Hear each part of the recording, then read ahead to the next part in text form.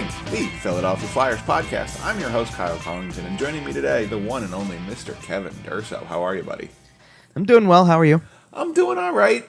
We're kind of in the middle of the summer here. There's really not a whole lot of Flyers news to get into today, so we'll be talking mostly about the rest of the NHL, but I just wanted to hit kind of off the top. I wanted to hit the socials here. We've been doing pretty well on our YouTube page. Go check us out over there. Check at YWT Podcast. You can follow us on Facebook, Instagram, Podbean. You can find us pretty much anywhere. We're on Twitter at YWT Podcast. That's an interesting place to start, by the way. Okay. Because something that happened in between our last show and this one, by the way, that I put out on Twitter on all the socials that we had and things like that. Kevin at Kevin_Durso, by the way. Did you catch the tweet from, I think Jason Martinez is the one who tweeted the initial thing out where in Brazil, apparently we were top 5 in all hockey podcasts? I did see that. You did send that to me. That is very funny. Well, in fairness, I had it sent to me like from somebody else on the website, on Sports Talk Philly. Friend of the show, Jason Martinez. We've had him on. Yeah. And you know what? That is awesome. And if you're listening from Brazil, thank you. I will. Yeah, I wanted to give it. I just learn how to say it in Portuguese. I just felt like that deserved a shout out because of the fact that it was just funny to me how those were the top. Yeah, and it's either okay. So we're either really popular in Brazil or people just use a VPN. That's fair. I didn't think about that. So to get into the very brief amount of Flyers news we have today. First bit of news here is that we have a training camp date. Flyers training camp will be opening September 21st. It sounds about right. Torts has a couple of weeks to whip the boys up into shape. And I'm sure, yes, they're all probably skating by now to start to get into shape for the season. Especially knowing that you have John Tortorella as your coach, you certainly better be. Yeah. And one Flyer who will be is Zach McEwen, who signed a deal to stay. It's another year of Zach McEwen. I mean, what do you want me to say? If you think I'm getting excited about a roster move for this team, especially on August 14th, it better be Nazem Kadri, who's still not signed. We'll get into him not being signed in a little bit. Oh, right, and he's not going to sign in Philadelphia. No, it's not going to happen. So but that's what I'm saying is that's the only kind of roster move that I would get excited for at this stage. They already told you whether or not to get excited. And so, Zach McEwen isn't it, right? Right. So so basically, and here's the deal. So take that September 21st date with a little bit of a grain of salt because the official open of these camps is never the on ice stuff. It's like the orientation. Well, this says the email, and I'm trying to read as much of it as I can because I'm only looking at a screenshot here. Player physicals, testing, and I'm going to assume that this is also part of when they do some of the media stuff. Stuff meaning not necessarily with the graphics like but for the broadcast. Yes, they do the broadcast. They do the awful broadcast of them pointing the stick at the television. They do stuff like that. They do headshots that day, I believe. They do like all that type of stuff. Those are comically bad, by the way. It's so funny. What, headshots? No, the little backstage shots. Oh, some headshots can be too, by the way. Oh, the headshots can be too, but only if your last name is Tanev.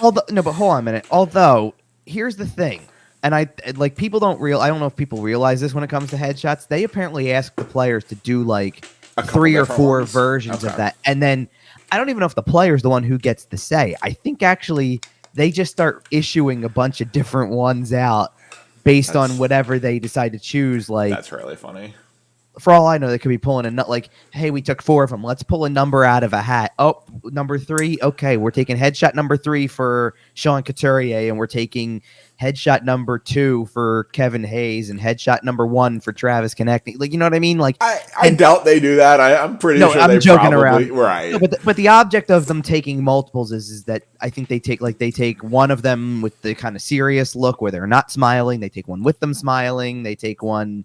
Like they just take look. No, I don't know about. Well, they might. Maybe they do. Maybe that's frankly, I wouldn't be surprised. Maybe that's how Brandon Tanev gets. The picture that he had.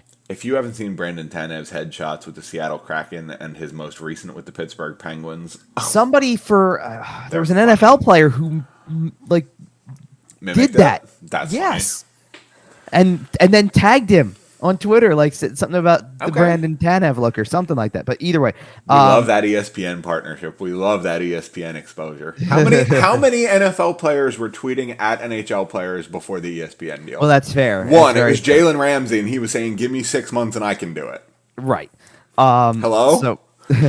So either way, so training camp starts officially on the 21st. The real on ice stuff starts on the 22nd, the day after. The week before, same deal. Rookie camp starts on the 14th of September. Again, same thing. That's that's off ice meetings and things of that nature. On ice for rookie camp starts on the 15th.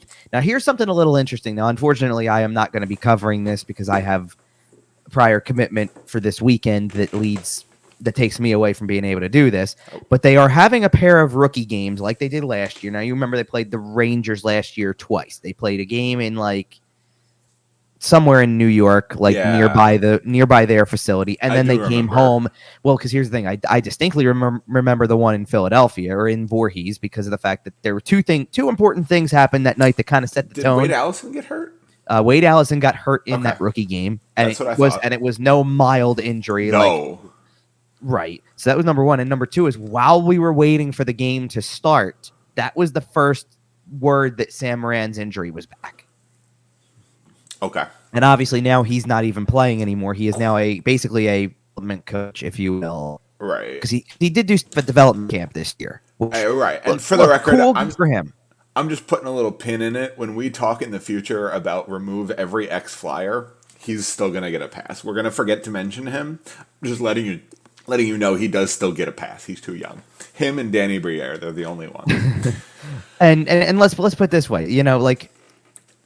It wasn't like it was for lack of try. I mean, the guy came back from how many injuries and tried to play and willing to play left wing. Yeah, for real. So listen. If you've been listening to the show for a long time, you know that I'm a big Sam Moran fan. Always have been since he was drafted. I'm trying to remember. I didn't go. The game that he scored, I believe, his only NHL goal, which was a game winner, no less, against the Rangers. Yep. I was not at the game. And I'm trying to remember exactly the purpose. I believe that was a day that it was because it was an afternoon game. I think I had gone and gotten one of my COVID vaccine doses somewhere along the line, which you need. Which you also. I remember you missing a game for that. Well, I only missed one game because of it, because of the fact that the first go around, I did it over the course of away games, so it didn't matter. Right. This time around, it was the only time I could go. I had to miss a game, and it was not a huge deal. I mean, this was still This was still the 2021 year. That was a little, bad. They started in January. It was a very big deal. All that type of stuff. But this year for the rookie, go ahead. This year for the rookie games, they're doing something a little different. First of all, there's no game in New York. They are both in the general area. I'll tease it that way to start with. Okay. They are both against the Rangers again. So it's the Rangers rookies against the Flyers rookies.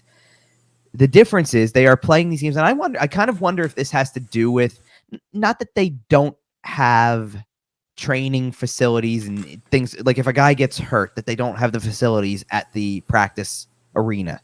Right. Not to say that, but this, now that I think about it, I don't know if this was, there might have been fans allowed at the rookie game last year. I think there was. I remember that. But it's obviously a low scale thing, and we knew that attendance in the early going was not it was full attendance from the start of last year on. Right. But it was still going to be sketchy because it was going to be the first time you really opened your doors in full for everything. It was weird. The entirety of 2021, they never went above 3,500 fans in Wells Fargo Center, and the practice facility was closed, just flat out closed. So this was the first opening of all that stuff. So I think there was some it was noticeably spacious for practices during training camp last year, right? Which didn't really have anything to do with talent or expectations. Everybody was kind of looking forward to seeing this new look team and all that stuff. So that really wasn't the reason. Most of it was COVID related still at that time. Sure. There was definitely still now that we're kind of past a lot of that, at least when it comes to attending big public events, there's, right. you do you however you want to do you, obviously, but they're having these two games at the PPL Center in Lehigh Valley. I think that's a good thing. It does give you more of an arena setting to do it. So yes, if something happens in game, like you got to realize the whole situation when he got hurt was very awkward. Like he gets hurt, he's crawling himself to the bench. The bench is technically not near the locker room. He had to be helped to the locker room area. Like it's awkward. In this case, it's much more equipped to be because it's an AHL arena, it's much more equipped to be a rookie game setting. Also, how were the Phantoms' attendance last year? Because I don't believe they were particularly good, right? I don't know if there was any restriction there, to be honest, though. I don't know if they started with any number. Well, I just mean in terms of actual drawable attendance. I would call it. I don't know. I don't know. They don't track the numbers like the NHL does. Like they do. That's fair. They list attendance every game. For me to get an average for you, I'd have to look at every home game they played. I'd say it was typical. Okay. I wonder is if maybe it was down a little bit. Maybe we're putting these games there to kind of. I'm sure it was down. Well, I'm sure it was down a little bit in terms of. Let's just way. If you thought the Flyers were bad, the Phantoms were bad too. The Phantoms were hurt all year though. Yep. Which made it hurt. / every Flyer that was hurt, they had guys filling in. I mean, all the Phantoms got called up. I mean, right. You remember when Linus Hogberg got called up? Yep. Like, or Hayden Hodgson. Like, hey, listen, when you're calling up, I was at the Hayden Hodgson debut game. I'm just saying, when you have Missouri. those guys getting called up and playing, then the Phantoms are going to take a hit. That's fair. Like, the Phantoms were calling up ECHL guys. For the record, I think Hayden Hodgson makes the team by 2025. Possible. I don't know. Like I'm not gonna. I think he's one of the. We're in a summer show. In all seriousness, I think he's one of the few players, like few restricted free agents, that doesn't have a contract yet. Like qualifying offer was out there, but they're working, and then there's no arbitration. Like all the arbration. That's the reason. No way he has arb rights. No, no. That's the reason why we Zach McEwen was the only eligible Flyers case. He he didn't go to arbitration. He filed. They resolved before the hearing. Right. So there was only one hearing that actually happened among all of the arbitration cases. It was Trenton for Nashville. Okay. And the difference, believe it or not, I think the discrepancy there between the two sides was years. Oh. It was he wanted 2 and Nashville only offered 1, and that's what went to arbitration. And, really? he got his 2 years. Good for him. So there you go. I mean, it wasn't really a big money issue. I mean, like there were bigger disparities in money for guys like Jesper Bratt was a big one. And they resolved before the whole thing went to an arbitration hearing. So, like, most of the time these things are non-stories. So, but either way, like, yeah, I think it's an interesting case. We'll see what happens with these rookie games. But these 2 games are on Friday, September 16th and Saturday, September 17th, which I believe is the close.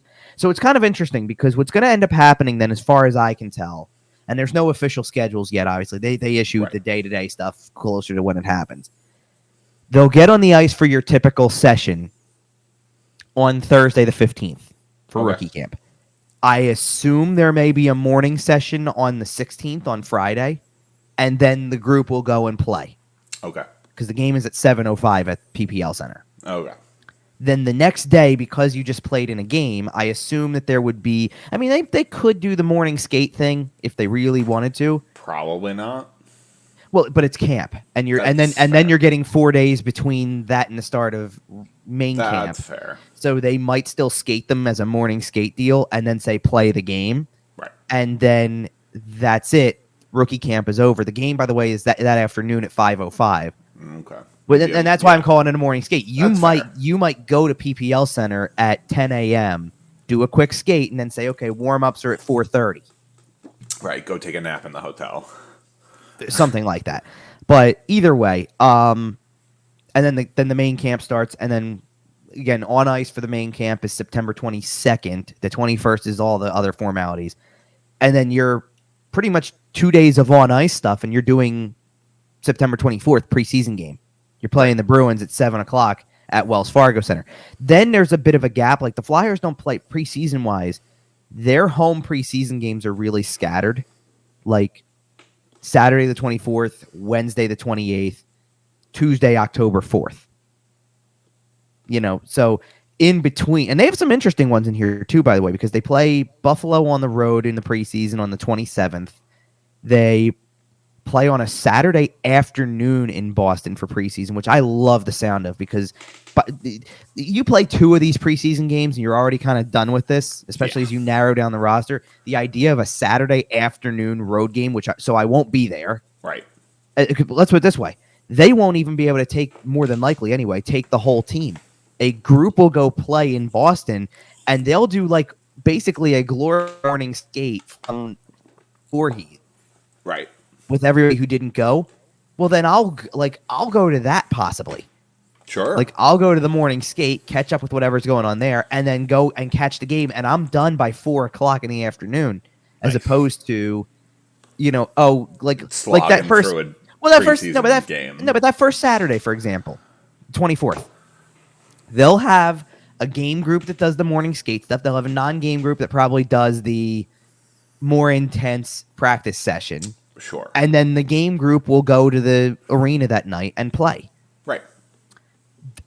Now, I don't know if the Flyers would do this anytime soon. It's obviously not happening this year, but something I saw when the NHL put out the full preseason schedule for the league, something that I saw that was very common, which I think is a good idea if you're trying to get some preseason games in, is there are teams, and I think Nashville's doing this, Vegas might be doing it, teams like that, I guess, are doing things where the team will have a preseason game at 1:00 in the afternoon and then have another at 7. Okay, we've seen the Flyers play split squad games with like the Islanders. We've seen them do split squad where one arena hosts one and one's the other. Same building. Same building. Okay, still split squad though. It's split squad, but that's a way to basically say the entire team travels. The road team does. The entire home team gets into a game, and you get to split the rosters down the middle, and it's all in one day. And like, here's the thing about the split squad games that I remember. I saw a couple examples of this. Imagine buying a ticket to a hockey doubleheader. Sure. That'd be pretty cool. But here's the thing that I saw that was different from what the Flyers used to do, and some other teams are still doing this. You would do a Flyers split squad on, like, say, night 1. Right. Very first preseason game. Oh, it's split squad. They're playing at home at 7, and they're playing in New Jersey at 7. Just throwing it out there. That's the problem, actually, is that they're playing at home at 7, and they're playing in New Jersey at 7, which means you're splitting up the coaching staff, you're splitting up the rosters, you're splitting up everything. And I have no way to really report on one versus the other. Like, you're either getting one or you're getting the other. Right. Like, at best, I can give you a score update from New Jersey and tell you, oh, yeah, it's 2-0. This guy scored for the Flyers. Done deal. Right? Right. Sure. Like, but I'm not going to be able to tell you, oh, this guy looked really good. And there's You're rules. not going to be able to cover both. Well, and there's rules to this, though, too, because you have to have a certain veteran number in these preseason games, which means that on a night when I'm trying, like a perfect example would be for this season, if they did this, would be, okay, so Sean Couturier is playing in the home game because they need a certain number of veterans dressed for that.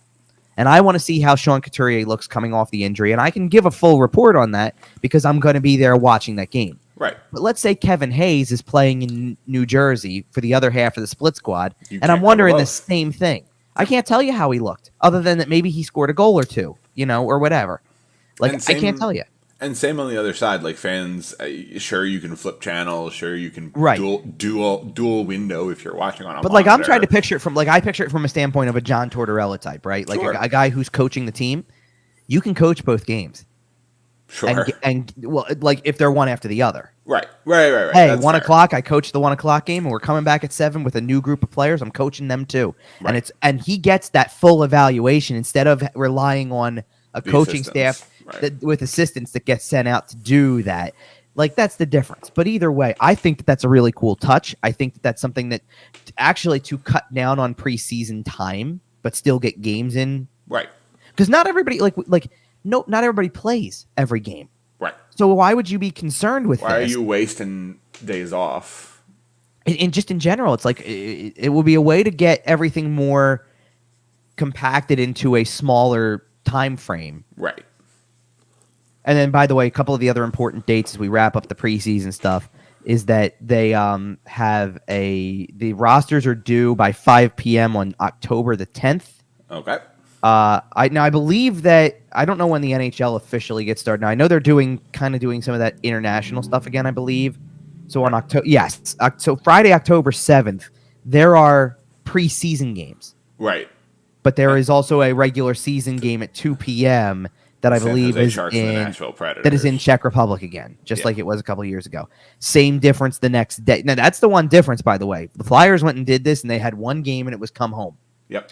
They are actually do a 2-game set. They're home and homing this basically. Well, yeah, but they weren't going to take a home game from Chicago. Let's be honest. I guess not. Maybe that's the case. Yeah, and then so it's okay to take a home game away from Nashville in that case. Like Nashville draws. Yeah, but they're not Chicago in terms of Nashville. No, but Nashville wasn't even in the top Nashville? 10. What's this? Who owns Nashville? That's a good question. I don't know. Okay, who owns Chicago? Well, yeah, of course. Hello. You sure do know without having to look it up. Oh, of course we do now. Well, yeah, but you knew, like, you're a hockey guy. You knew who Rocky Wirtz was 2 years ago. No, that's okay. Hang on a minute. Here's the funny part, because I just looked up who owns the Nashville Predators or what it lists as the owner. The owner is, I'm not kidding you when I say this, the ownership is Predators Holdings LLC. Do better, Nashville. Okay. Hold on. The company. Let's see what this is. The company. Who has stakes in Nashville? Yeah, the company also owns Powers Management, which manages the day-to-day operations of Bridgestone Arena. So this is like again. So they own the building. They own the building. The company consists of local businessmen in a variety of areas. Which now, in fairness, knowing which city you're talking about, probably a good chance that you got a couple of restaurant bar owners that are doing Broadway stuff to begin with. That's fair. Maybe somebody who it's all tied together. Let's be real. I mean, I wouldn't be surprised if part of the group of business, like sometimes they have like the namesake of the arena, the people who, the company that has the namesake has some stake in it in some shape or form. Yeah, it's just a bunch of local business. Here's the interesting part, though. Do you know who previously owned the Nashville Predators? Craig Leopold, who currently owns the Minnesota Wild. Correct. Okay. Yeah. Just making sure we threw that out there because there was actually a face and a name to the whole thing. That is very funny. For a little while. I mean, and I say a little while because that now we're going on about 15 years almost of this ownership group. Pretty close, yeah. I mean, that's 2008 was almost 15 years ago. Yeah, it was sold technically in 2007. Still, Leopold didn't buy the Wild until 2008. 1,000 years old. Okay, I hear you. but my point was is in terms of a draw. I get you with the ownership thing. That's fair. Right. But Nashville was fourth highest in attendance last year in the NHL on average. That's fair for a team that was like no better than a wild card, and we all knew right. It. Oh, now, right. This year might be a different story. I don't know, but either way. Now, were there any other games? I wonder if the NHL started making these plans when Victor Arvidsson was still in Nashville. Oh, that's interesting. That's good point. I don't know though, because I feel like this came together within the last year. That's fair. Because Philip Forsberg's a big enough name to draw that European crowd anyway. Well, and so they're gonna draw. Sure, and like, I don't know if yes, the teams matter to some extent. You want a representation of where you're playing on the roster. Don't get me wrong. Oh, the fact that Roman Yossi's going. Well, sure, that's big deal. Oh, sure, it should be because that's not that big of a travel deal, right? For people who want to go see him as a near his home country. That's what I'm saying. Sure. But like what I'm looking at is like we always knew like it's a big draw globally for the league. Oh yeah. Because aren't there more of these later this year? I think so. Like I don't know where they are, but I know they're doing the spring. Like that's the fall series, and there's kind of a spring one too that kind of rolls around. But because the next games I have up here are not anywhere else. Like the regular season officially starts on Tuesday, October 11th. Right. The Flyers really gets going on the 11th with the 2 games there, and then the Flyers. Because by that point because by that point the rosters have been submitted. So that means that Nashville and San Jose have to submit a roster way earlier than that. October 10th date because they're already going to be playing by then. But yeah, but it'll probably it'll probably just be the day before the game. Like we saw an extra flyer that's about when? Go to the Czech Republic. So they absolutely do that. Yeah, I remember. Or no, I'm sorry, it was Joel Farabee who didn't go to the Czech Republic, right? No, he did. Oh, he went. Did. Right. He went and then they didn't made make the decision team. while they made the decision while he was there. I wouldn't be surprised if San Jose and Nashville end up in kind of a similar spot. Sure. Yeah. Well, they're young enough teams that you can certainly just bring over a couple of younger players and say, listen, we've got just for the experience. experience. Easy. But the bottom line is that so by the 10th you need to submit the rosters for everybody else, and then games are starting on the 11th, and then the 13th is when the Flyers get going. Yeah, and quite frankly, we have several weeks until then, several shows until then, and not really a whole lot to talk about. The season opener is 2 months from yesterday. When we're recording, obviously it's Sunday morning. So, and I'm not excited yet. I'm still. I don't know how. To be honest, I just don't know how people are going to get up for this when they were already disappointed. Well, no, but not a lot though. You know what I mean? I can't see a lot of people getting up for this when there was a lot of people that were pretty much done from the second that they didn't do anything. The approach they talked about in free agency. Yeah. So where I'm at now. I know that I'm going to be excited to watch hockey. I'm going to be excited to watch Flyers hockey because I love watching Flyers hockey. That's why this show exists. Then I think about it a little more and I realize what, quote, watching Flyers hockey is going to mean this year. Sure. And a lot of that excitement kind of fizzles. Yeah, I don't. Maybe this is different for you because you're not in state anymore like you were previously. For me, the knowledge that I even have to go to 41 of these, I can't. You're help in a bit of a unique situation. Well, no, I know, but I can't help but see big picture here and go, oh my goodness, we're gonna get to March, and this is gonna you're gonna wonder how you made it that long. With some but of the thing is, for you, Torts is probably gonna start screaming by November. So things could get very. I don't even know how very quickly. I don't know, no joke, because I'm rethinking how I cover the team this year a little bit. In terms of I used to do observations before or after every game. Let's do 5 observations. That ain't happening this year. Oh, because I don't know what people are going to even care to hear about. I'm sorry, I can't keep pulling. There's not going to be many positives to pull per se. Joel Farabee had another 1 goal, 1 assist night. So that's why my thought process was it'll probably become a weekly thing. I can probably do 5 weekly observations for you. You can do a 3 stars of the week type of thing. You can there's all sorts of stuff you can do there. I mean, 3 stars of the week is a little, pushing it even there because That's it's. fair. Let's go this way. I try to come up with a player to watch before every game. That was a stretch at the end of last year. I mean, this year, the easy thing would be what I did last year. 2021 was awful, right? The little 2021 season. Yeah. They went into 2022 and it went, okay, players to watch, every new guy. Okay, Cam Atkinson, Derek Brassard for the little bit in the beginning, Ryan Ellis, and then trying to think if there was anybody else that was coming on, because Derek Brassard was probably not really on the radar. Right. I probably rode the Derek Brassard, Cam Atkinson, Joel Farabee line for a couple weeks because they were doing so well. It was just rotate the 3. Yep. And then, by the way, while that was going on, you still had Sean Couturier you could go to. You still had Claude Giroux you could go to. You still had Kevin Hayes for a little that you could go to. Well, not in the beginning, but when he came back, and then when those names started falling off, you had new guys to watch. You had your Hayden Hodgsons. You had your. I didn't go that far. Oh, you didn't? Okay. No, okay. Well, it depends. I think I did when Cam York came into the lineup. I did Cam York. That's fair. That makes sense. When who else would I be thinking of with that? I probably did Noah Cates at some point because Cates actually looked good. So I was able to do that. When Bobby Brink debuted, I used him. Things like that. But there wasn't many guys who you could sit there and say, yeah, you know what? This is the guy you're getting up for. I can't wait for this team to mishandle the Bobby Brink injury. Oh, I can't wait.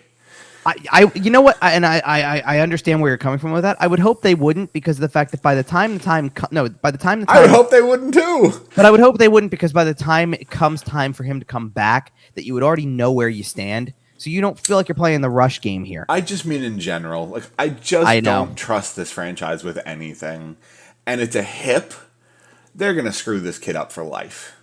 100%. And he looks like a talented hockey player. His name's Bobby Orr Brink, for Christ's sakes. Is it possible? They're going to screw him up. Is it possible, though, that in some cases with players you just get damaged goods? Let's go around the NHL for a minute. Nolan Patrick, Sam Morant, they all came in as damaged goods, huh? I don't. Well, because hear me out. Did you? Well, I don't know about Sam Moran. Sam Moran, I think his injury, he just kept re-aggravating the same injury. At what point is that on your medical staff? Like, figure it out. That's your job. Okay, well then this is why this is my counter to that then, because I happened to see this yesterday because I was trying to get prepped. I saw those important dates we were talking about from Sam Carchidi first. Just throwing it out there. I mean, a lot of people had it, but that was where I saw it first. And I go back to make sure I'm referencing all the right things and go look at his tweet that he put out, which was literally a screenshot of whatever email came out or whatever. Okay.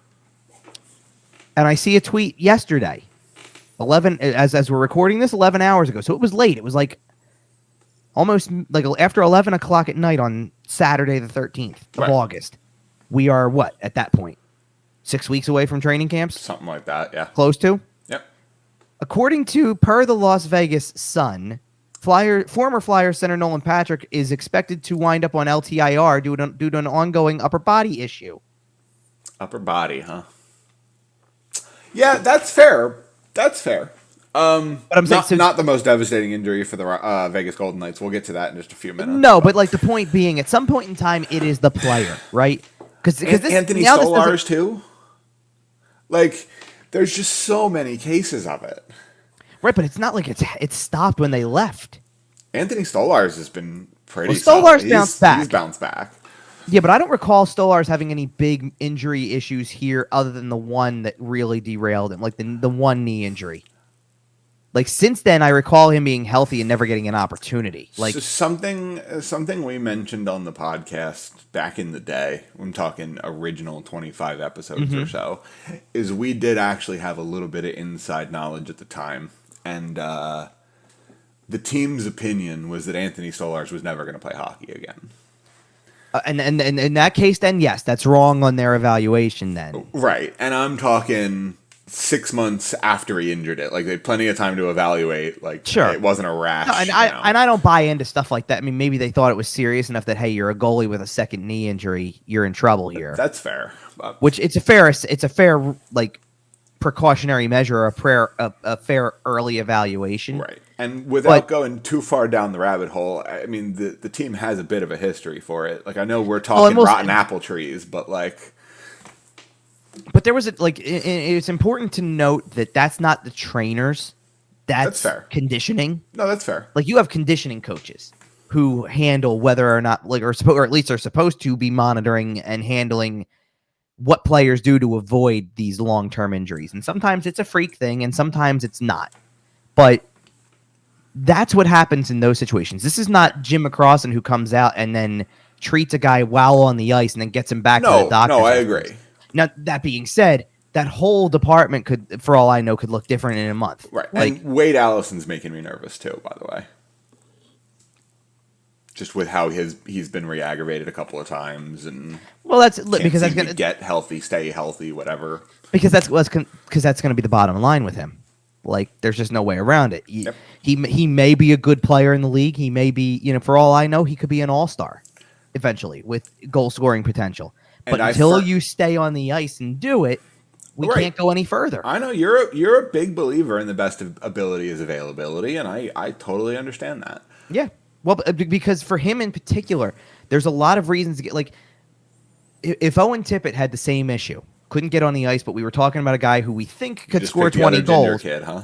Well, no, because to me, they're cut from the same cloth, not only in appearance, but in a bit, like, what their main skill set is. Totally. That's what the story is. Like, both of them are said to have a really good shot, can score goals. They're both gunners, for sure. At least Owen Tippett's played. So you sit there, you look at the contract he gets, and you go, like when we didn't talk much about Owen Tippett's contract when it came out, because we were talking about a lot of other stuff, obviously. But, like, my evaluation on that was, if he gives you what he gave you last year, or on pace for what he gave you last year in the brief time after the trade, so let's call it 12 goals. And it was okay, paying $1 million. 2 years at 1.5 power, right? I think it was one and a half. Yeah, 1.5, because 1.75 was the other guys. Right. So 1.5. But that's what I'm saying. Is that perfectly legitimate for a guy who makes $1.5 million? Sure, absolutely. It is. That's a nice little bridge 2-year prove it deal. So what happens if he scores 20?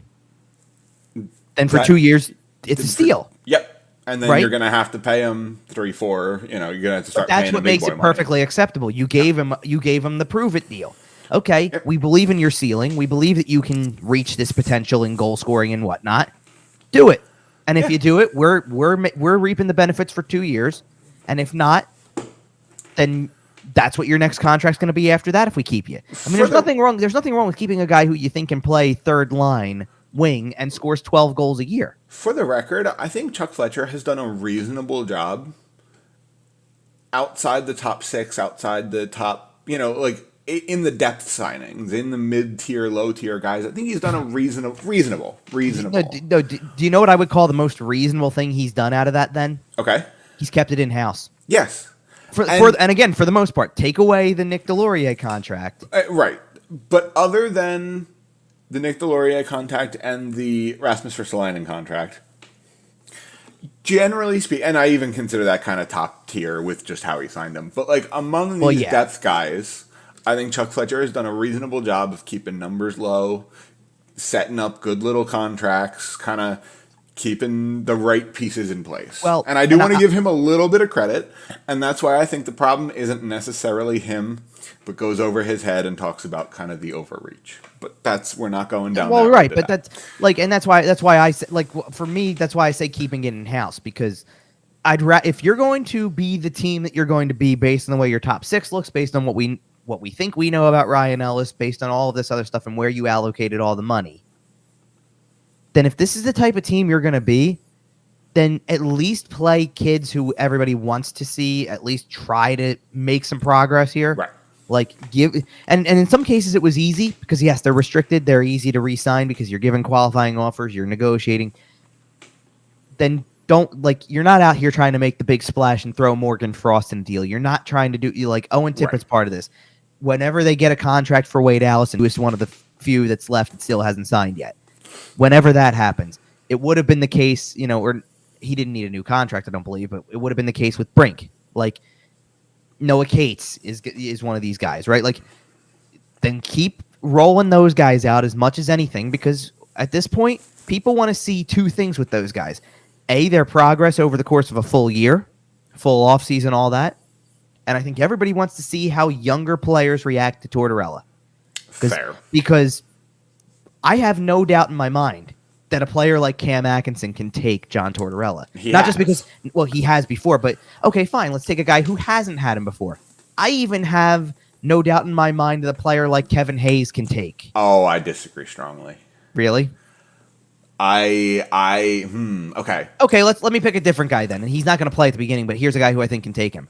I have no doubt in my mind that Joel Farabee can take John Tortorella. See, and that's the name. Or do you really believe that anybody who's never had him before is going to be in for a wake call? No. I think Kevin Hayes is a douche canoe, and we'll stick with that. And I think him and Tortorella are going to clash and scream at each other, and it's going to be great. And they might love each other in like the Italian, hey, we're family, we scream at each other, but we love each other kind of way. Well, I think they both come from that kind of upbringing anyway. Right. Even Tortorella? Okay. No. I mean Hayes though too. I know, even with a last name like Hayes, I think that's still his. No, that's absolutely his personality. But when they clash, it's going to be nasty. No, I think your season hinges, because we've talked about the fact that there's a world that exists where the right players get healthy and the spark is right. And this team is actually decent. I think that hinges on Tortorella's relationship with 2 players. Okay. And I think it's Kevin Hayes because he's the soul of the locker room. Okay. And I think it's Joel Farabee because he's your young spark. And Farabee doesn't matter at the beginning, but yes, I get your point.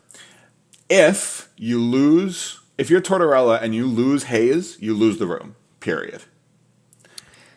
Okay. If you alienate Farabee and turn off the scoring, again, once he comes back and once he's healthy. Sure. Then you tank the room. I think, and I'm not saying John Tortorella should change his coaching style. Okay. I'm not saying he should bow to them. Fair. I'm not. But I think those are the 2 biggest relationships in that room, is the relationship between Tortorella and Joel Farabee and the relationship between Tortorella and Kevin Hayes. And I think if he loses either one of those, it'll be very difficult for the Flyers to be good this year. Okay, here's the thing. I don't disagree with those 2 players being important to not losing room. I'll tell you how you're going to really know if he loses the room, though. If there's 2 players that he has issues with, truly, that I can't see him having issues with, because I do think they're guys who can handle it. They're veteran guys who know. But if you lose either of these two guys, I think it's detrimental to the room. Okay. If you somehow lose Sean Couturier, then I think you've done Sean Couturier, I think, is a player that even though he's never been under John Tortorella, he can take it. He can take it. Okay, and then he's the other one who love Torts. Now, the other one who I think can take it, who I think can handle it, but if you lose him, you're in big trouble, is Scott Lawton. I agree. Because that's another guy who I think more important in that room than maybe fans know looking in. Well, and there's a lot of people that are kind of 50-50 on this when people talk about, because it's a discussion and we don't have to have a full-blown discussion on it right now, but because it's not important in August, but right, you already know what it is about but it's like 50-50 on people who understand why Scott Lawton could be a captain and people who go, you don't do that. Like, you and I had a brief conversation before the show about Jacob Trouba being named the captain of the New York Rangers, and that's us mentioning it, and I don't really care to talk about it, so there you go. Because all the things we can say about Jacob Trouba, we can also say about Scott Lawton, and I'd much rather talk about the Flyers than the Rangers, so bite me. Well, I got you. So Jacob Trouba was named the captain. Scott Lawton is a potential name that I could see the boys rallying around Scott Lawton, putting the C on his chest, saying you're our guy. And and him not necessarily leading from the front in terms of scoring, but from being a vocal in a locker room, a relationship leader, and that's fine. That being said, I think they're going to stick it on Kevin Hayes, and the thought kind of turns my stomach, quite frankly. I hope not. If we're going to be wrong about the Scott Lawton thing, which I don't think Lawton's going to get it in the end anyway, to be honest, you either take the... I think Comcast will want it on a bigger name. Well, here's the thing. To me, you either put it on the most obvious bigger name, which would be Couturier, or to me, you put it on the guy who gives you the easiest transition to the coach as possible, which is Cam Atkinson. Okay. I'm not saying I agree with this necessarily. Mm-hmm. I don't think the city reacts well to putting the C on the guy who's been here for a year. I don't know about that, though, because I think there's a reason why he was your team MVP last year. Okay. Like, I think people embrace the fact that in a year when effort was questioned a lot. I think if Cam Atkinson was 26 or 27, it'd be a lot easier. Because he's so young and we're looking forward to another decade with him under your captaincy and blah, blah, blah. But Cam Atkinson's, 32? Yeah. So, I mean, he's been here for a year and we're looking at making him captain for, the last 4 of his career or whatever. Look, here's the thing. It's just a logical answer for me. That's fair. Do you want to know what the real answer for me is if I had to pick somebody? Okay. The real answer is nobody. I agree. I do the whole year without one. Earned a captain. I just do the whole year without one. Here's the problem. That's not going to happen because they've kind of already hinted at as much. If they decide not to trade him, do you think there's any chance it gets put on Provy? Well, they're not going to trade him at this point. No, so. I agree. But okay. No. I did answer your question, by the way. Right. No. I think Chuck Fletcher seriously faced the concept of trading Ivan Provorov for the first time this summer. And I think he obviously chose not to because we're sitting here and Ivan Provorov is still a member of the team. But I'm curious, now that he has seen that that's out there, I'm curious if that changes moving forward. Because I think Ivan Provorov's one of those teams, or one of those players that a lot of teams look at and go, what can we do with him? Sure. Oh, I agree with that. Quite frankly, I think John Tortorella is going to do fantastic things with Ivan Provorov, and I can't wait. It's just a matter of look, and that's the thing. I'd love to see if he evolves into the player that everybody thought he could be, because that would make a huge difference. Like, there's been a lot of conversation about who, okay, let's go back to Cam Atkinson for a second in this equation, because. Is anything going to change about Cam Atkinson's game? Probably not, because he's already played under Tortorella. Tortorella is going to use him in a way that he's familiar with, right? Yeah, but I'm not worried about him changing within the system. I'm worried about him changing as he ages. That's a different conversation, though. Right. Okay. I'm not worried about health or longevity or anything like that. I'm like literally going into this year. Is anything changing with his style? No, because Tortorella already knows what to do with him. Yep. If anybody knows how to deploy, I don't think he's part of the discussion with what player has the biggest. Does Tortorella have the biggest impact on? You know what I mean? Because like I want to see what Provorov does with Tortorella's guidance or in his system or how it works for him. I agree. I think the same thing goes for Travis Konechny, who has made it through another offseason. Like, okay, yeah. You've got to see what comes of that.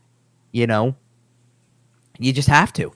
And I feel more strongly about players like that than I do about a Sean Couturier or a Kevin Hayes because there's too much background information. Right, you know what you're going to get from those guys. Just you kind of do. I think you can feel pretty good about what you're getting from Sean Couturier. Well, yeah, I know. Very consistent player. Sure.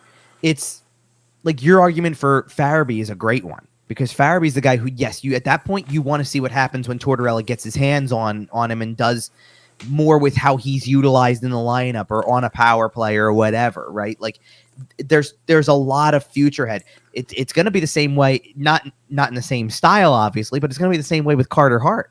Yeah. A younger guy who's got a lot of career left in front of him by all accounts. How do we manage him? Right. What happens to him now with a different coach? Especially if the season goes south. Like, is John Tortorella willing to play your backup 50-50 down the stretch just so you're not burning out Carter Hart? Or is he still scraping for every point? It's going to be interesting to see where the team's at. That's going to be a more interesting question once we actually have an answer to who is the backup. That's fair. Because I don't even know if we know that at this given point. Yeah, but it's one of those things that it'll resolve itself. There's somebody out there. But, no, I hear you there. I mean, it's just an interesting question because it could be Felix Sandstrom. I don't know what the deal with Sam Ersson is because I know that he didn't play as much at the minor league levels I think they wanted him to last year, so I assume he's behind. Right. But by all accounts, I believe that he comes in kind of advertises the better goalie that's able to play, I guess is the best way to describe it at this point. They could certainly go with the guy that they signed on free agency day, but he's probably third behind those two even. Flyers signed a guy on free agency day? It was minor league deal. Right. But still, there's nonetheless good old blank check Chuck. But that wasn't. He didn't say the blank check line. Let's just fine. Good old aggressive retool, Chuck. Yeah, how about that? Minor league goalie. Well, either way, but those are the guys that matter, and Provorov's definitely. I mean, Travis Sanheim is too, for that matter. And Travis Sanheim, it's a big year because it's a contract year.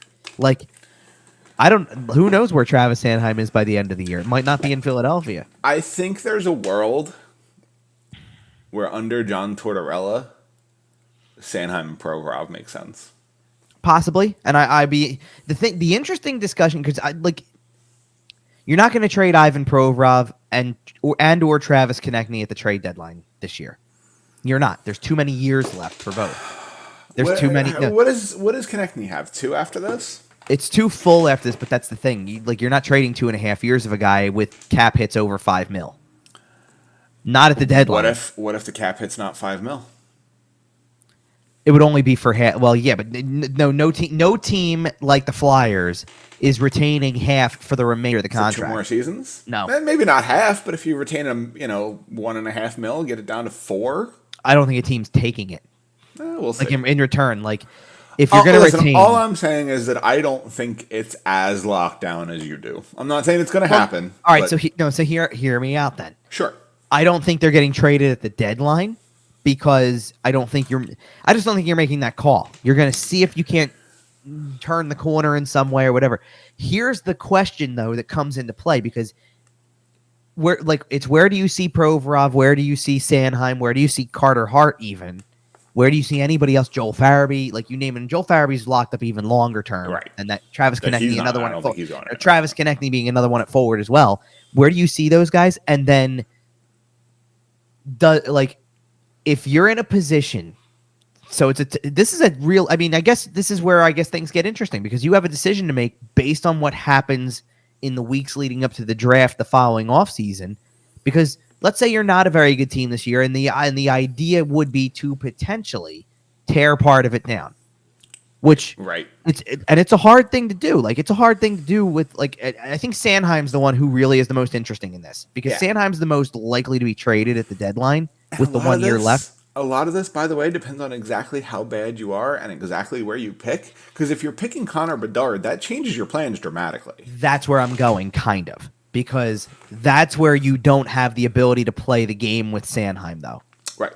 If you go into the offseason, you kept Provorov, you kept Konechny, you kept all these other younger guys, and then you don't get the pick that would get Bedard, right, or even the second pick, then maybe you're starting to think about, does the third pick or further down the line not put me in a spot where I can go for it as much? Like, right away. Bedard changes things. Connor Bedard opens your window, period. Well, it gives you the big piece. That's your next cornerstone player.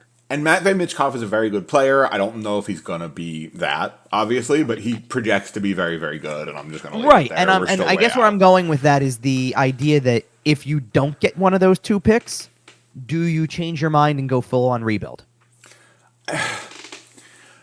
Not with Comcast and ownership, and like it keeps coming back to that. Whether they decide to or not isn't. We were all screaming for it this offseason. Oh, I know. But whether they do or whether they don't is not the question. I'm not asking about whether they decide to do it or not. It's if you're supposedly going to be a smart hockey mind in this front office, do you get to a point where if you are bad this year, as bad as you could be, and you don't land one of the top two picks, do you change your mind on where you're going at this point? Do you continue to tear it down further? Or do you stay the course and say, no, we still have Provorov, Konechny, Sanheim, well, maybe Sanheim, I don't know, Farabee, you name it, Carter Hart in goal. Well, Bob, well, Paul. I hear you, but this is okay. This is why this is a fair question, because you're saying Comcast won't ever allow for it. What happens if that's not the way it is? What happens if you've taken such a loss this year on revenues that people don't believe in you, and you almost need to get a Bedard at this point to reinvigorate the entire fan base, because people don't care about you right now. Nope. And people won't care about you until you have that high-end skill superstar player.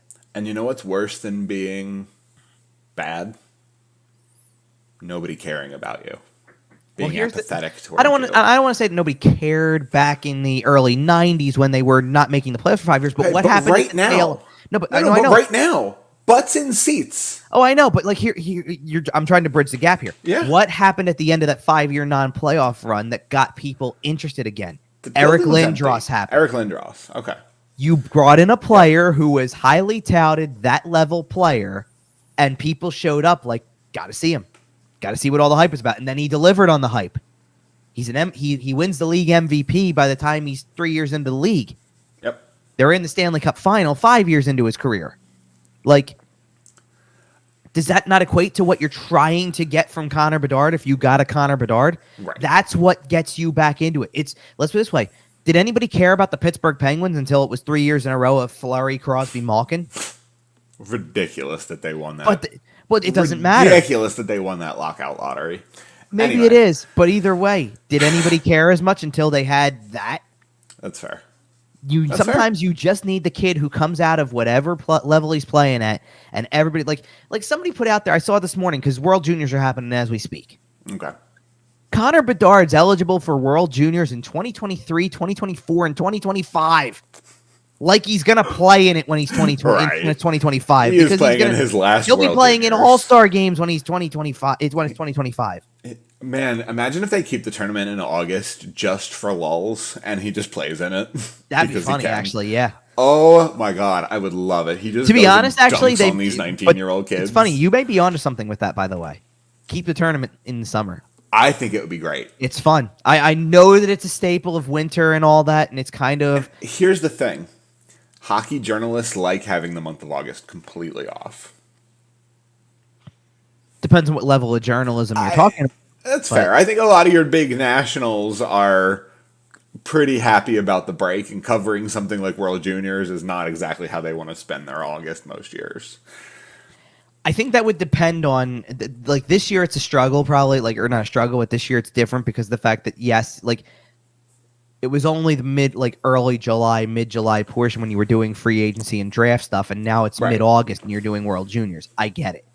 If you can get back to the Stanley Cup final ends, it's draft weekend is in the tail end of June, and free agency is July 1st again, then I think you can get people to buy into the mid-August. Like, let's start the tournament right now. Or even do it in July. Do it from July 15th to the 30th, and then still give everybody August off. Like, you can still do it in the summer if you want. Yeah, it's possible. But regardless, we're way off track here.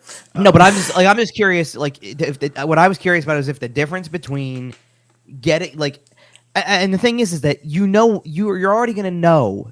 Like, I don't know exactly when the draft is next year, but let's assume it's back. Okay, so let's just assume it's back on track. Let's say it's the last weekend of June, like it typically was. Right. Because everything else just seems to be back on track, so let's call it that. You're going to know by what? Early June? Like the second weekend of June when they have the lottery? You're going to know who you're picking. Yep. I mean, if you have one of the top two, you're pretty certain of who's going 1 and who's going 2. By the way, since we mentioned World Juniors, I do have to mention, did you see the Michigan? Who is it? Kent Johnson ripped off. Kent Johnson did, against Czechia, and it was nasty. It was fitting, nasty. By the way, because he went to Michigan, so it only works. Absolutely nasty. There's a lot of players who, because they're and again timing. I think this is why this is good for the game. The timing of this tournament.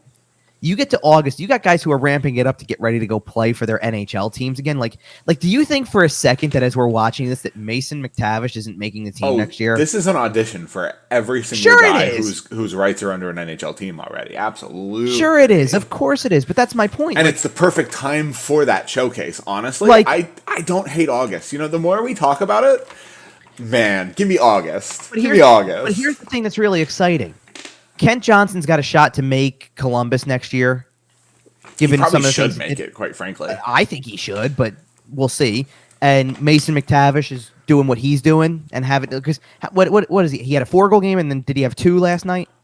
I'm not sure. Also, I know he had at least 2. Did he go any further? According to the Sporting News, it is Kent Johnson's 4th lacrosse style goal in his career, which is ridiculous. There's I saw it being tweeted around, obviously, and there's I'm not saying it's not a cool thing to do or whatever. It's becoming obnoxious, the level of players that we're seeing, the level of players seeing do it, but the amount of times we're seeing this happen. Remember when everybody figured out how to go between the legs? Well, right, that's what it is. We're watching an evolution in the sport. Which is fine. I think it's not obnoxious that it keeps happening. I think it's a cool move when you can pull it off. It's obnoxious that people aren't figuring out a way to defend it better. But they will. And that's the thing. How long did it take teams to figure out Miami's Wildcat offense? How long did it take? They got a whole year out of that before teams figured it out. I get what you're saying.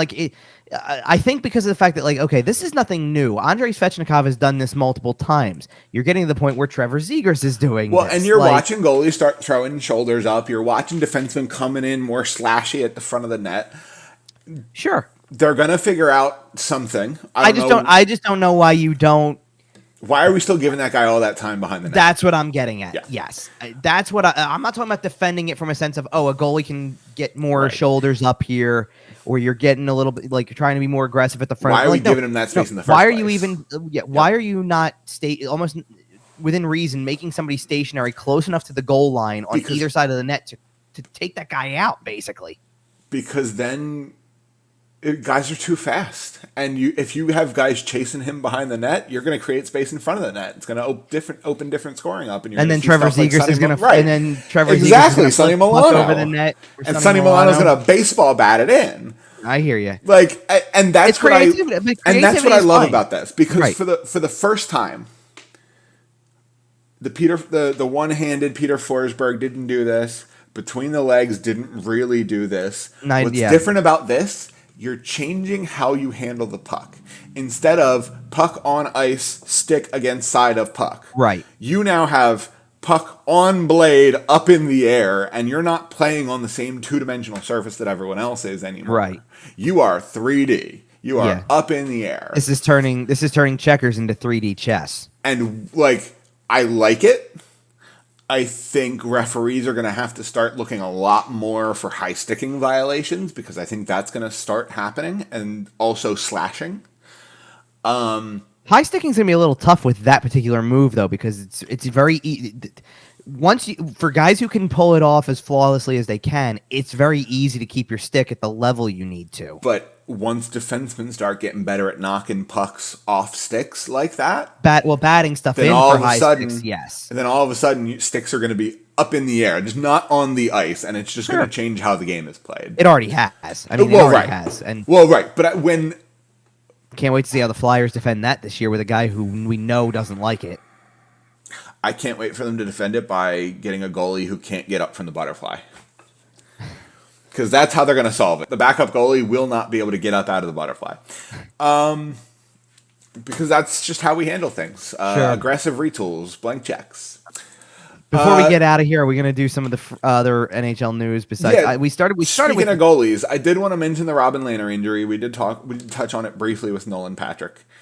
Robin Lehner's going to miss the whole season, and that's kind of a shame. It's kind of a shame. So I have a couple thoughts. Unless you're one of those people who hates Vegas, in which case it's no. Okay, I have a couple thoughts on this because first of all, kind of what a disaster of a trade this has turned out to be for Vegas in the long run. Andre Fleury trade? Well, just in general, going and bringing Leonard in general. Like last season at around this time or close to this time, maybe it was the start of training camp was more accurate, but he is being a loose cannon on Twitter last year at around this time, right? Who'd they trade him for, by the way? Who'd they trade Fleury for? What, Vegas? Oh, I'm thinking of a different trade. Never mind. Yep. I was gonna say that's not the same thing. No, you're right. My bad. But like it started with all that kind of in a way. He was a bit of a loose cannon in that regard to the point where it was like he was gonna play like every other game at the beginning because they were trying to keep all that, keep him from staying off of social media, basically. Right. The whole sword in the back right, all of that stuff. And then he does come in and he couldn't stay healthy. Yep. So down the stretch, they quite literally missed the playoffs because they didn't have a goalie, and now they don't have a goalie again.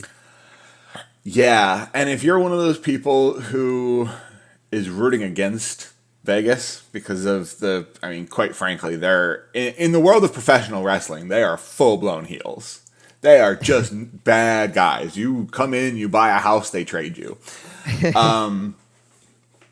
But from a personal standpoint on Robin Lehner, like, it is a shame. He is a guy who's, well-documented tales about overcoming adversity and being an excellent, excellent goaltender. And an injury like this at this stage of his career, it's not great. Well, because it's pretty detrimental, like you lose a whole year of your career. But here's the thing: you come back at 100%. Here's the thing for me that I find very interesting. Yeah, which is, what does this do for? Like, I don't know if it derails Vegas's playoffs, but to me, it gives them LTIR money, baby.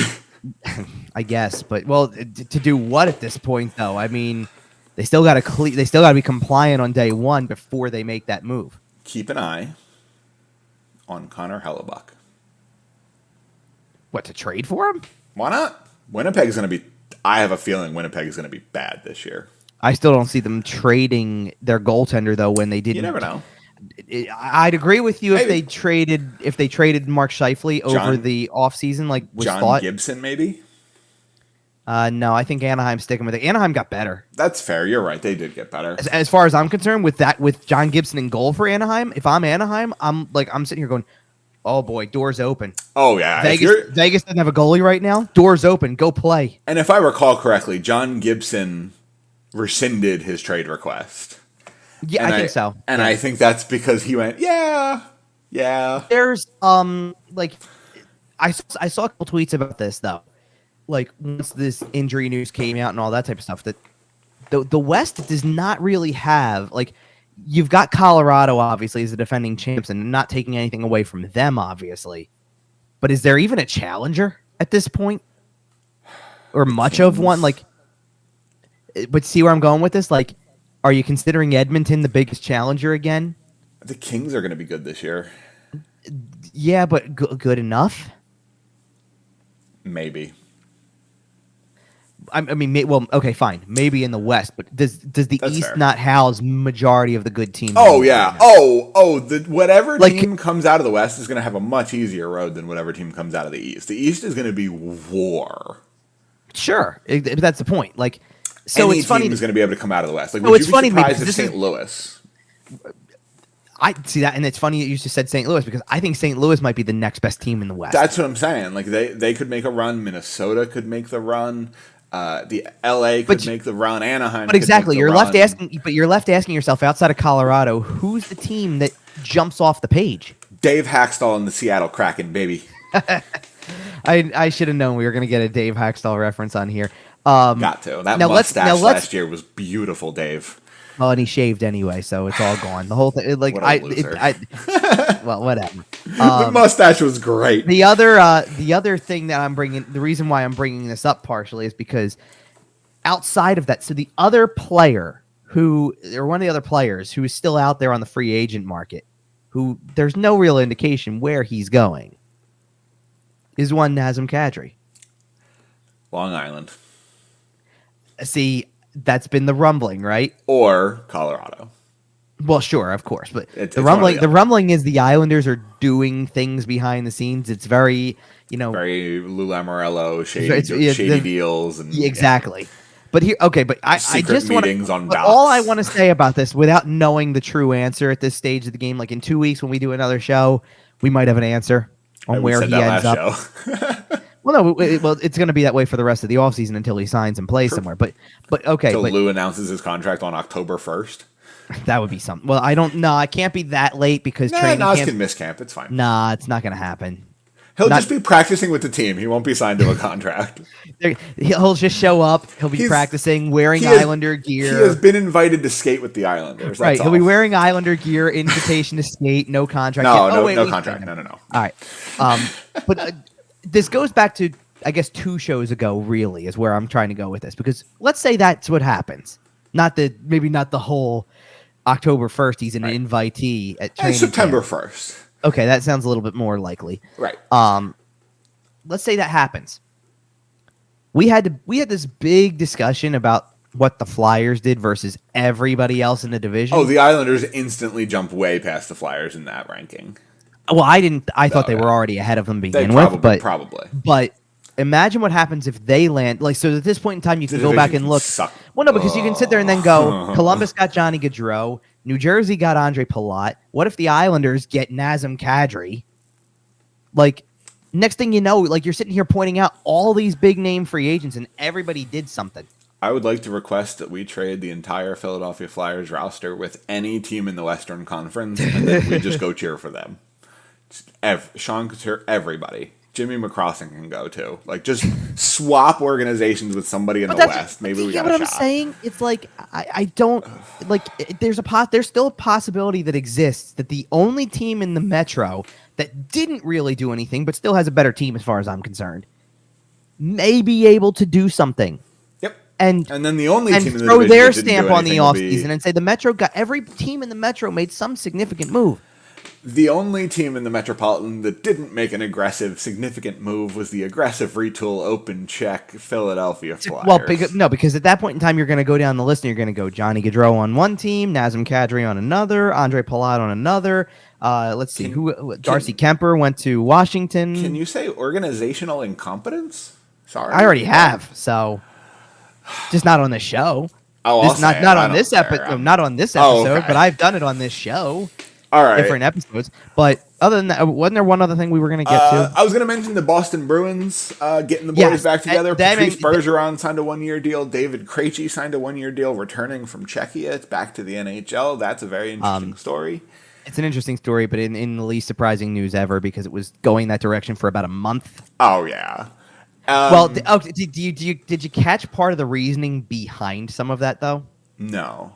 Apparently, specifically maybe with Bergeron, but I'm sure Krejci may have been involved with this too. Apparently, Tuukka Rask got married over the summer. Oh, neat. Good for him. And they all were in attendance. Like, the whole 11 team was there and stuff. And all of a sudden, it was like, yeah, you know what? Maybe running it back one more time would be really fun. is getting the boys back together. It really was. It was kind of funny.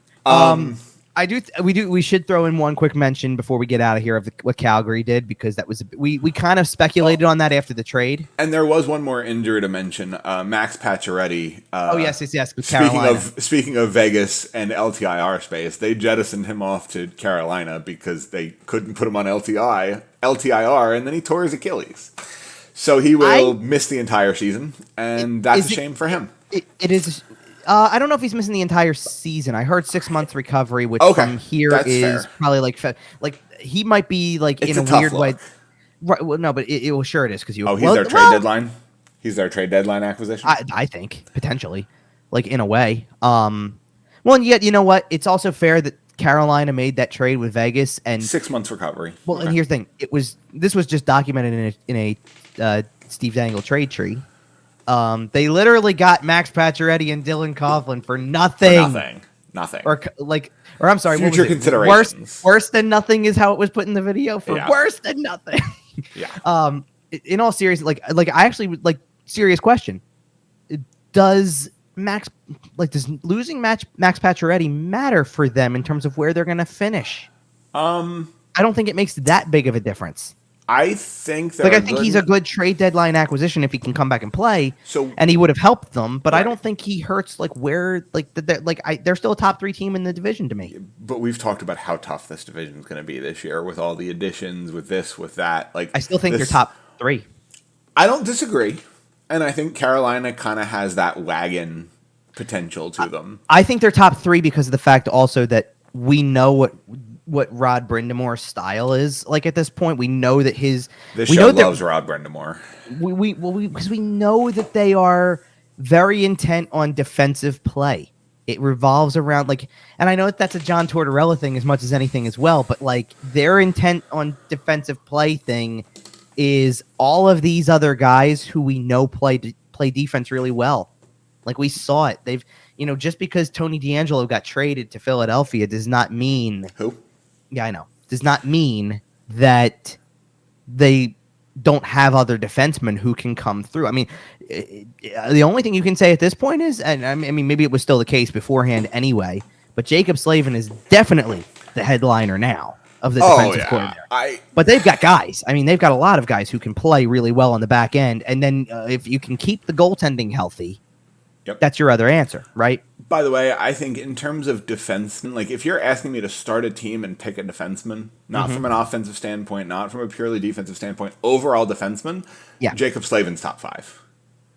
Yeah, I think so at this point. In the league. Yeah, I'm starting to think so at this point. He's getting there. And he's never quite been, he's not a point-a-game guy. That's not his game. He's definitely not. But he is so good defensively that whatever he contributes offense is just pure profit. But all right, Calgary, real quick. They extended Huberdeau, they got Mangiapane under contract. Well, that's the thing. They got some of the other contracts we had talked about that they still had to get under contract. And then I really did not think if they were going to make an extension with one of the 2 guys they got in that trade from Florida, I thought it would be Weegar first, really. But man, they got such a good deal on Huberdeau. Well, and here's the thing. Now it changes everything we talked about last week, because the whole concept of this was who wins the deal. Both sides kind of win because Florida for now has Matthew Tkachuk for 8 more years, and Calgary does not yet with the 2 guys. In case you missed it, by the way, Huberdeau signed for an 8-year extension at 10.5 per. Which I think, in fairness, if you took the guesswork out of it, kind of in the sense that you took the aftermath of letting him play to a higher level, right? And saying, now he wants 11 or 11.5 or 12. Yep. You got in there at $10.5 million for a guy who's 30 years old. That's the only issue for me. Be 31 when the contract kicks in. 39. When it ends. Well, which is why there's a big difference between Matthew Tkachuk, 8 years, $9.5 million at 24. Yes. And Jonathan Huberdeau at the age that he is. Absolutely. I think for Calgary to look like winners in the trade in general, they needed to re-sign one or both. And just to come away looking good off of it. Re-signing Huberdeau puts you even on the trade. anything else you get out of it at this point is just gravy. If you end up trading Uyghur, if you end up extending Uyghur, whatever you end up doing here, the fact that you extended Huberdeau, that trade is relatively even at this point. It's pretty obvious at this point that the Calgary's waiting for the cap money to kick in when the time comes. 2 or 3 years down the road. Well, because they're going to need it by that point. Obviously, I mean, look, yes, you saved in a roundabout way. You saved money on Tkachuk and Gaudreau. Right, and in case you're not in the loop, by the way, for our listeners, basically we're expecting a cap jump in 2 off seasons because basically the players. It's after next one, I think. Yes. Okay, right. Not next season, but the off season after that is when money frees up. But because basically the players end up paying off the owners from the whole pandemic thing and the TV deal and right. It's in mass though at that point. Like it's right. I think next offseason there is still $1 million raise to come. A bump. Because they're going to start doing that regularly and then. But there's a chance the cap jumps significantly the year after that, $5, $6, $7 million. Well, we really start seeing some big jumps at that point because something of the that TV deal. I don't know if we actually got to talk about this or not. I didn't have a picture. And we can always leave something for next week's show. Well, no. This is just a little footnote deal. 2 weeks from now. This is a little footnote thing. It's not as big of a deal. Yeah. When Johnny Gaudreau got introduced in Columbus, and I couldn't find a picture last week to put it up on the screen when we did all that. When he got introduced in Columbus, anybody catch the little detail that was part of the presentation there? No, I missed it. So they hand him a jersey, and he's got number 13, Gaudreau. We had that whole thing, right? They also had him wear the jersey during the press conference, and everybody started to pick up on the fact that in addition to, here's Columbus, all that, the Blue Jackets logo, there was a Safe Light logo up in this corner. Which means that's the first real sign I think we've seen of jersey advertisement, which is another revenue booster. Now, there's a couple different ways they're going to try to boost revenue too around the league. The Flyers were one of few teams that didn't have a helmet sponsor this year. Is that correct? Last year, and I know what you're saying because they had a helmet sponsor the year that everybody did it for the no attendance thing, and then some teams pulled back, some kept it. Right. I'm curious if they don't. I think it'll depend on how much money they lose. And you know what? Probably. I think that is a great place to leave it. Comcast losing money is going to be what's best for this team in the long run anyway. And what's best for you in the long run is to follow us on Twitter at YWT Podcast. Also, make sure you can find us on YouTube, Facebook, Instagram, Podbean, iTunes, Google Podcasts, Spotify, SportsTalkPhilly.com. We're all over the place on that. Follow at SportsTalkPHL. Mm-hmm. Other than that, we'll be back in 2 weeks. Episode will be out, the 28th? And recorded 28th, probably out 29th-ish. Yeah, something same like deal. That. And then we're here in the summer. Yeah. Go to the YouTube channel, leave some comments down below what we should talk about on our summer shows. Any stories you want to hear, any Kevin tales from the press box, or games I've been to in the past, or whatever. What was the one thing we said we were going to do? We talked about either bucket list or maybe Mount Rushmores or something like that. Oh, we're going to do a Mount Rushmore at some point. It might not be next week, but we'll start coming up with some Mount Rushmores. So send us your topics on those. We have what? We're doing a show in 2 weeks, and then we have a couple. What is it? One more in that 2 in September. One more before training camp. Which we'll probably still do 2 more to get to the preseason stuff, and then we'll go back to weekly in October, I would imagine. Something like that. Yeah. All right. Not too many summer shows to get through, but we're getting there. So. Sounds good. So let's wrap this one and we'll be back in 2 weeks with the next one. So until then, we'll see you.